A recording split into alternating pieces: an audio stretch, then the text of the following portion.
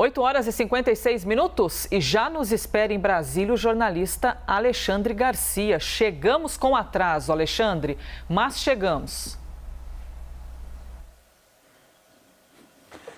O bom é que chegamos, né? Bom dia, Elisa. Estou à disposição. Vamos lá, ocupar o nosso tempo aqui com Alexandre Garcia, com todos os assuntos que temos para, na sequência, ouvir a opinião dele. O presidente Jair Bolsonaro voltou a atacar os ministros do Supremo, Alexandre de Moraes e Luiz Roberto Barroso, e confirmou que vai sim entrar com o pedido de impeachment dos dois no Senado. Enquanto isso, o presidente do Congresso, Rodrigo Pacheco, afirma que o Brasil tem outras prioridades. E Arthur Lira, presidente da Câmara, fala que não quer saber de excessos entre os poderes. Vamos ouvir então a palavra de cada um. Não pode alguns poucos ministros, algumas poucas autoridades se tornarem dono do mundo, o dono da verdade. Ninguém quer uma ruptura. Uma ruptura tem problemas internos e externos. O mundo pode levantar barreiras comerciais com a gente, causar um caos aqui dentro. E eu tenho que agir dentro das quatro linhas, apesar de alguns, como o senhor Alexandre de Moraes, como o senhor Salomão do TSE, estão fora das quatro linhas. Eu vou entrar com pedido de impedimento, né, dos ministros no Senado. Colocar lá. O que o Senado vai fazer? Está com o Senado agora. É independência. Eu não vou agora tentar cooptar senadores, né, de uma forma ou de outra, oferecendo alguma coisa para eles, etc, para eles votar o impeachment deles. Eu não vou fazer como o senhor Luiz Barroso fez, do TSE, que foi para dentro do parlamento. As práticas de se propor esse ou aquele procedimento são da capacidade ou inerente a qualquer poder, mas eu acho que daqui para lá as conversas acontecerão e nós vamos chegar a um mínimo de normalidade. Eu espero. O Brasil tem muitas pautas importantes, como essas que nós estamos começando a discutir ainda para esse ano, e nós precisamos ter todos um pouco de vou repetir, autocontenção, para que a gente não atrapalhe o Brasil numa hora de retomada de crescimento. Precipitarmos numa discussão de impeachment, seja do Supremo, seja do presidente da República, ou qualquer tipo de ruptura, não é algo recomendável para um Brasil que espera uma retomada do crescimento, uma pacificação geral, uma pauta de desenvolvimento econômico, de combate à miséria e à pobreza, de combate ao desemprego. Bom, ouvimos aí então o posicionamento de Rodrigo Pacheco, presidente do Senado, presidente do Congresso, para quem o presidente da República já afirmou, não é, Alexandre, que vai sim levar ali os papéis, né, o pedido de impeachment contra os ministros do Supremo. Como você avalia então as palavras do trio que a gente acabou de mostrar? Bom, o presidente do Senado fala em ruptura, né? Talvez esteja se referindo ao ministro Fux, que rompeu aquela reunião, né? Estava marcada para conversarem a respeito dessa crise, foi marcada. Mas ele explica bem que isso tem consequências na economia, na retomada, no emprego, né? E Lira falou em conversa, mínimo de normalidade com conversas e com autocontenção, né? Na verdade, o que o presidente disse não foi ataque aos ministros, ele fez uma queixa, né? E eu lembro que na segunda-feira, no campo de instrução de Formosa, ele disse para os militares: não vai partir de mim nenhuma iniciativa de ruptura. Então, a ruptura é a perda do diálogo, né? E fala em ficar nas quatro linhas. Quem saiu das quatro linhas? Pois é, toda hora a gente está vendo rupturas à Constituição, a direitos e garantias individuais, principalmente a liberdade de expressão, agora mesmo, né? Com essa história, ele se referiu ao ministro Salomão, corregedor da Justiça Eleitoral, né? Sobre blogs e tal, né? Aí está muito claro, o artigo 220 da Constituição fala em liberdade de expressão. O parágrafo 2º do artigo 220 diz que é vedada toda e qualquer censura de natureza política, ideológica e artística, né? O TSE tomou a iniciativa de fazer uma censura através de bloqueio financeiro, né, de muitos blogs. E supostamente porque o eleitoral, o TSE, se sentiu vítima de ataques, né, que ele julga ataques de pessoas que estão pedindo mais segurança nas eleições, né? Agora, a vítima não pode ser a justiceira. A vítima não pode, a vítima tem que encaminhar para o Ministério Público a queixa, né? E o eleitoral não é um cartório criminal ou um cartório civil, né? É eleitoral. Então deveria encaminhar para o Ministério Público. A propósito, bem a propósito, tem um trecho aqui do artigo muito oportuno, parece que foi profético, porque saiu ontem de manhã na Folha de São Paulo, do Procurador-Geral Augusto Aras. E ele se referindo à PGR, né? Mas é algo que veste bem, fica mais amplo. Não tem atribuição de ofício, o PGR, para processar quem ofende a honra de terceiros, salvo se a vítima for chefe de poder. Se não for, dependerá de representação do ofendido. Depois diz assim, não é dado ao PGR, como não é dado ao Supremo, ao TSE, mas ele só fala do PGR, compartilhar da retórica política, né, típica dos poderes legislativo e executivo. Quando o PGR sai do discurso jurídico e passa à retórica política, igualando-se aos representantes eleitos, criminaliza-se a política. Então está bem atual isso, né? Essa lição que Augusto Aras está dando. Agora, se o presidente mandar esse pedido para o Senado, é bom a gente considerar, né, que tem 25 senadores que estão enrolados na Justiça. E o foro privilegiado dos senadores é o Supremo. Assim como quem julga o Supremo é o Senado. Aí fica a pergunta no ar. Quem julga primeiro? Elisa? A Câmara dos Deputados aprovou em segundo turno a PEC da reforma eleitoral. Opa, que eu estou na câmera errada, é nessa aqui, não. Agora me ajeitei. Os deputados rejeitaram o distritão, mas aprovaram a volta das coligações partidárias para as eleições proporcionais já em 2022 para deputados federais, estaduais e vereadores. A matéria segue agora para análise no Senado, também em 2 turnos. Alexandre, como você avalia, então, a PEC da reforma eleitoral e de que maneira ela vai ser analisada pelos senadores? Já passou pelos deputados, mas ela deve encontrar alguma resistência nesses 2 turnos do Senado? Bom, já que todo mundo fala em democracia todos os dias, eu pergunto, algum desses mandatários perguntou ao seu mandante o que ele prefere? Ou perguntou aos interesses dos partidos políticos? O mandante não foi ouvido.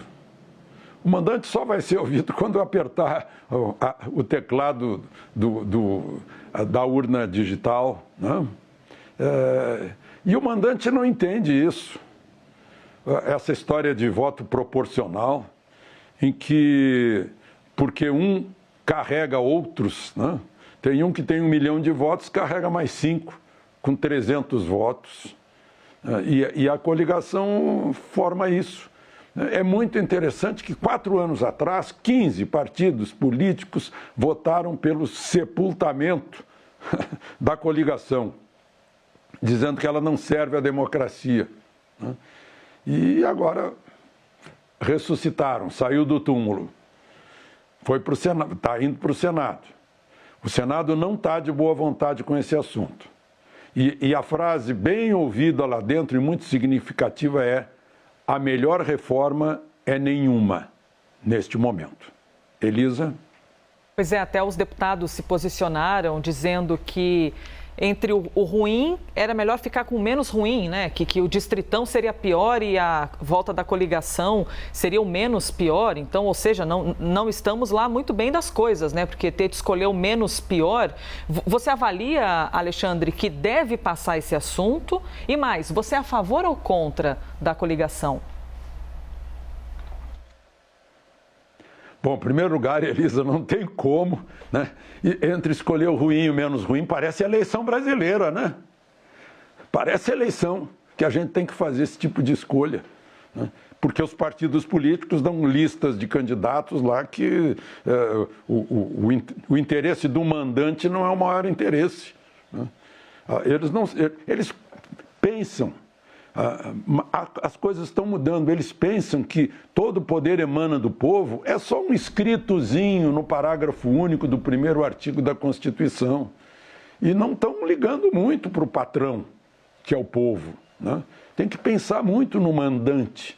Agora, pois é, fazem essas coligações, o povo não entende. O povo entende que é eleito quem tem mais voto.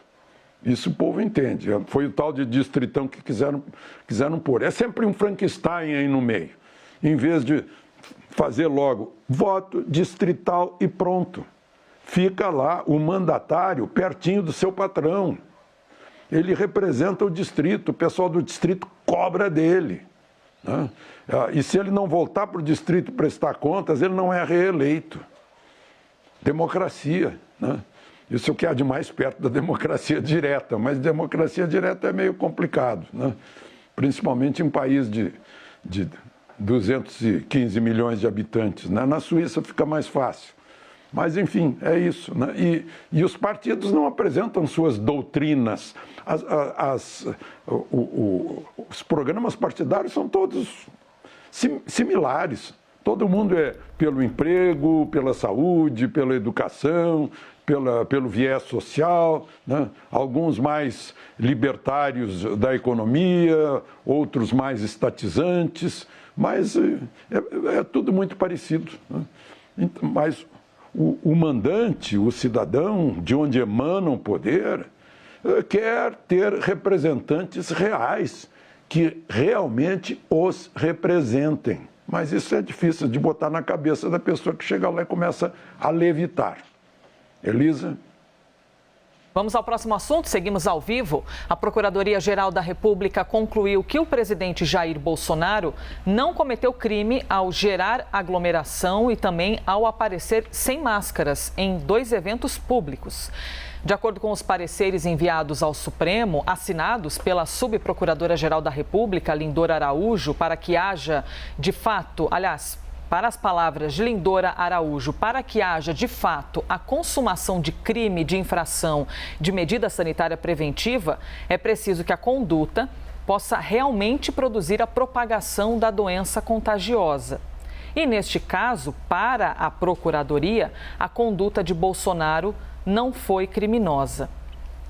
Alexandre, como você avalia essa decisão? Se nós estamos falando de uma doença altamente contagiosa e que se propaga pela fala, pelo espirro, seria correto posicionar-se atestando que o presidente não ofereceu nenhum risco às outras pessoas, sendo que ele estava exposto e sem máscara perto de outras pessoas, exatamente do jeito que o vírus gosta?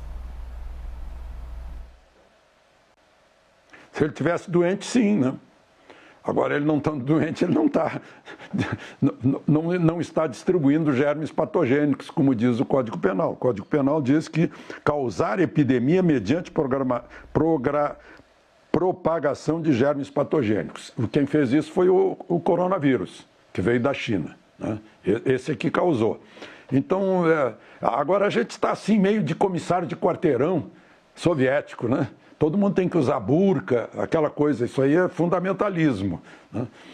É bom a gente lembrar de vez em quando que nada tem eficácia absoluta nessa nova pandemia, a gente não sabe, né?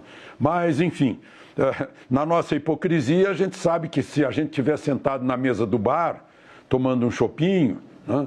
Ou se estiver almoçando, aí o vírus não funciona. Não pega, né? Dentro do ônibus, dentro do metrô, dentro do trem também não. Em manifestações de um lado ou de outro também não pega, né? Então, tem essas coisas assim que a gente vai passar o resto da vida discutindo, mas no futuro tudo vai ficar mais claro, né? Tem gente que vai correr no parque, pedalar no parque e acha que tem um vírus no ar esperando por ele e fica respirando o ar viciado, né? Eu fico me perguntando o que vai acontecer com as pessoas que são obrigadas a usar o dia inteiro, 8 horas por dia, 12 horas por dia, né? Aquela máscara já com fluidos, né? Segurando os germes, tudo é muito relativo, né? Tudo que está se aplicando nessa pandemia é novidade, né? É experimental, né? Não tem eficácia comprovada. Né? Mas essa é uma outra discussão. Enfim, a discussão de agora é que a procuradora verificou que não se enquadra no Código Penal, como tentaram enquadrar o PT e o PSOL. Né? Deve ser, é da natureza, né? É da natureza assim, de denuncismo. Né? Olha... vai ser agora lá no Afeganistão, né? Eu vi uma senhora dentro de casa que não estava usando burca. Mais ou menos isso. Elisa? Daqui a pouco, às 9h30 da manhã, a CPI da pandemia vai ouvir o advogado da Precisa Medicamentos, Túlio Silveira, que é o representante legal da empresa naquela negociação da vacina indiana, Covaxin, da Bharat Biotech, negociação com o Ministério da Saúde. A oitiva de Túlio Silveira substitui a acariação que estava prevista para hoje entre o ministro do Trabalho e Previdência, Onyx Lorenzoni, e o deputado Luiz Miranda. Era para ocorrer hoje, quarta-feira, dia 18, mas os senadores da comissão avaliaram que a acariação não traria nenhum fato novo para as investigações.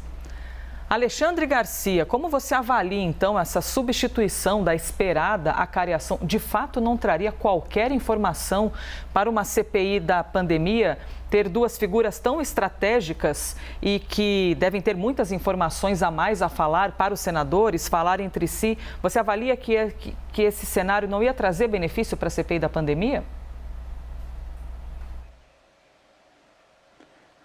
Para a maioria, não, né? A maioria dos inquisidores julgou, disse, puxa, nós vamos ouvir a derrubada da narrativa. Né? Onyx versus Luiz Miranda. Onde está a verdade? Né? E, não queremos ouvir. Não, essa verdade não. Vai derrubar a narrativa e aí fica no vácuo. Né? Então é melhor não. Então pode ser que alguma coisa renda, né, aquilo que a própria Precisa chamou, né, de caos político, que renda aí com interesses políticos, que acabou estragando o negócio, né, segundo a Precisa, no momento em que a Bharat indiana usou, né, aliás, ontem eu falei Bharat chinesa, né, por engano, mas é indiana, claro, e a indiana cancelou, porque viu aquele barulho e se assustou. Né? Eram 20 milhões de doses de vacinas. O Ministério da Saúde, como todos os demais ministérios, tem uma fiscalização rigorosíssima para que não haja um único caso de corrupção. Né? Não passaria se houvesse, né? Mas a Corregedoria constatou que foi tudo feito de acordo com os conformes. Mas aí veio a barulheira, veio Luiz Miranda, que seria... A gente ia checar agora para ver se era verdade do Luiz Miranda, né? Mas não quiseram, preferiram ouvir o advogado da Precisa, que é professor de Direito, inclusive, numa faculdade aqui de Brasília. E então, vamos ouvir o que ele vai dizer hoje sobre um negócio que a Corregedoria da República já disse que estava tudo ok, né? A não ser a barulheira que se fez aí com o cabo PM de Minas Gerais, aquela fantástica, né? Fantástico no estrito senso da palavra, a fantástica propina de $1 em 400 milhões de doses, uma mistura de uma confusão danada, né? De pessoas que tentaram, foram intermediários, tentaram e não conseguiram. Né? Acabou que o negócio não saiu, né? Tá cancelado, porque não pode ser honesto, tem que parecer ser honesto também, né? É o que eu falo das urnas. E, enfim, vamos esperar daqui a pouco, né, às 9h30, vamos ver o que vai acontecer com o advogado Túlio Silveira, que será ouvido pela CPI. Veremos já, e agora às 9h15. Acabei de perceber que chegou ao fim o nosso tempo, Alexandre, mas amanhã, quinta-feira, estaremos aqui novamente no Liberdade de Opinião. Amanhã de volta, obrigado pela audiência e aproveitem o dia.